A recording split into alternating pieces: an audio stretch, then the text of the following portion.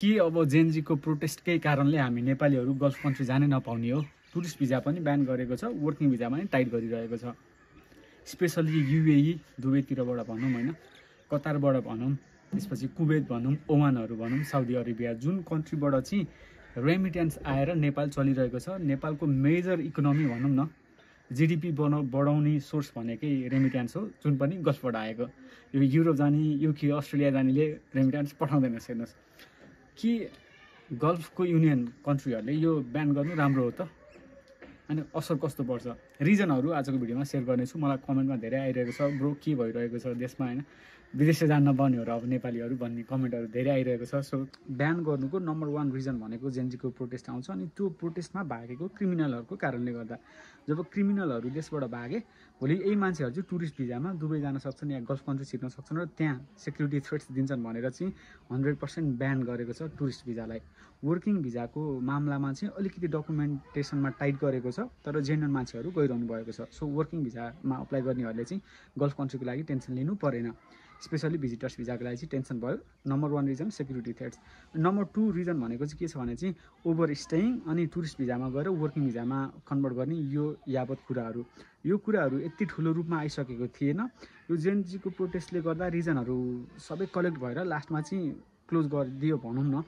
यो कुरा चाहिँ पहिलेदेखि भइरहेको थियो। टुरिस्ट भिजामा जाने मान्छेहरू दुबई कतार, त्यसपछि वर्किङमा कन्भर्ट गर्ने, या त्यहाँबाट चाहिँ अरू भनौँ न डङ्की वेबाट चाहिँ युरोपियन कन्ट्रीहरू छिर्ने कल्चर पहिलेदेखिबाट थियो होइन, सबैलाई थाहा भएकै कुरा हो। त्यो अर्को रिजनले गर्दा पनि चाहिँ भनौँ न अलिकति टाइट गरिरहेको छ। अनि अरूको भनेको अब हजुरहरूले सुनिरहेको देखिरहेको कुरा हो, अब ह्युमन ट्राफिकिङहरू भनौँ होइन, गर्ल्सहरूलाई चाहिँ अब भनौँ न अलिकति एक्सप्लोइट गर्ने हिसाबले होइन, नेपाली गर्ल्सहरूलाई अथवा एजियाबाट कुन देशकोबाट लगेर भनौँ न हाउस होल्ड काममा लगाउने अनि एक्सप्लोइट हुने त्यो कुराहरू नै आइरहेको हुन्छ। ओभरअलमा भन्नुपर्दा ह्युमन ट्राफिकिङ कन्ट्रोलको लागि पनि भनौँ, त्यो पनि रिजनहरू चाहिँ थियो, एड भएर आयो। कुनै पनि भनौँ न अब यो युएईको गभर्मेन्टले चाहिँ हामीले अफिसियल्ली ब्यान गऱ्यौँ भनेर चाहिँ त्यस्तो केही आएको छैन मैले बुझेअनुसार चाहिँ होइन। If I am wrong correct me होइन। अनि उनीहरूले चाहिँ के भनिरहेको छन् भने नेपालको साइडबाट चाहिँ डिप्लोमेटिक वेमा कुराहरू गइरहेको छ, किनकि नेपाली गभर्मेन्टले यो स्टप गर्न चाहँदैन, किनकि नेपालको इकोनोमीमा मेजर एफेक्ट पर्छ भोलि भनौँ न ब्यान भइरह्यो भने। अब कति दिनको लागि ब्यान भइरहेको हो, कुन दिन खुल्छ भनेर अफिसियली न्युज आइसकेको छैन, तर चाँडै नै आउँछ, टेन्सन नगर्नु होला। केही समयको लागि यो जति पनि क्रिमिनलहरू बाहिर आएको छन् या जेनजीको प्रोटेस्टको कुराहरू अलिकति काल्म हुन्छ होइन, शान्त आउँछ नि, त्यसपछि स्लोली उनीहरूले डिप्लोमेटिक वेबाट चाहिँ रिजल्भ गर्छन् नै होइन। अनि यो कुनै हिसाबमा चाहिँ मलाई ठिक पनि लाग्छ, किनकि म्याक्सिमम् मान्छेहरू जति मान्छे जानुभएको छ टुरिस्ट भिजाबाट वर्किङबाट युरोप जाने कहानी होइन, कतिको सक्सेस भयो होला। ठिक छ, तपाईँले चेन्ज गर्नुभयो, आफ्नो ड्रिम पुरा गर्नुभयो, तर म्याक्सिममको स्याड स्टोरीहरू पनि त छ नि होइन। कुनै न कुनै बेलामा त्यो साइडको कन्ट्रोल चाहिएको थियो।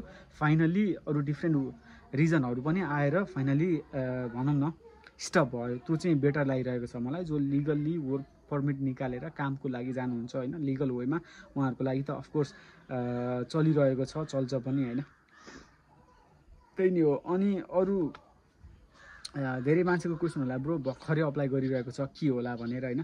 तपाईँहरू यदि अलरेडी डकुमेन्टहरू पठाइसक्नु भएको छ भने चाहिँ तपाईँको अफकोर्स इमेल आइडीहरू हुन्छ होइन, इमेलमा इन्फर्मेसनहरू आउन सक्छ के कस्तो भइरहेको छ प्रोसेस।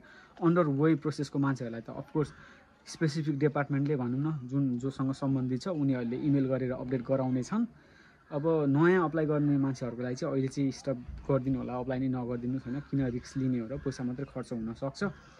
अनि अरू कमेन्टहरू के थियो, युरोपको नि कुराहरू चाहिँ आइरहेको थियो होइन। युरोपको केसमा नि त्यही नै हो, अहिलेको टाइममा चाहिँ इभन अब मैले म्याक्सिमम् फ्रान्सको कुरा गरिरहेको हुन्छु, फ्रान्सहरूले पनि लगभग 90-95% भिजा रिजेक्सन गरिरहेको छ, स्टुडेन्ट भिजा नै होइन।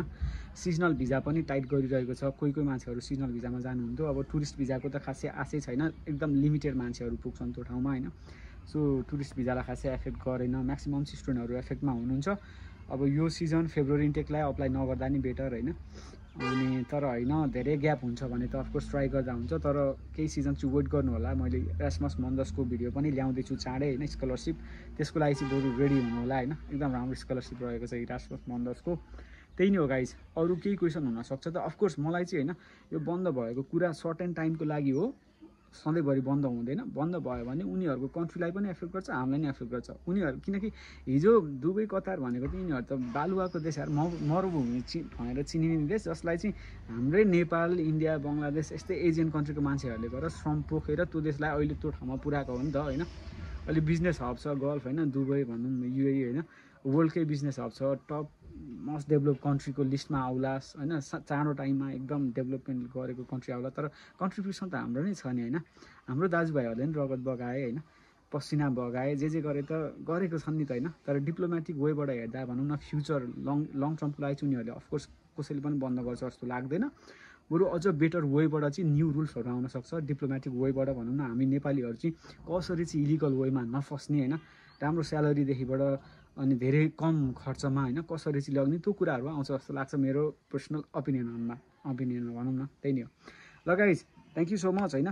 अब युरोप र अस्ट्रेलिया या भनौँ न बाहिरको मान्छेले रेमिटेन्स पठाउँदैन भने त्यो ट्रु पनि होइन, तर मेजोरिटी त अफकोर्स गल्फबाटै आउँछ होइन।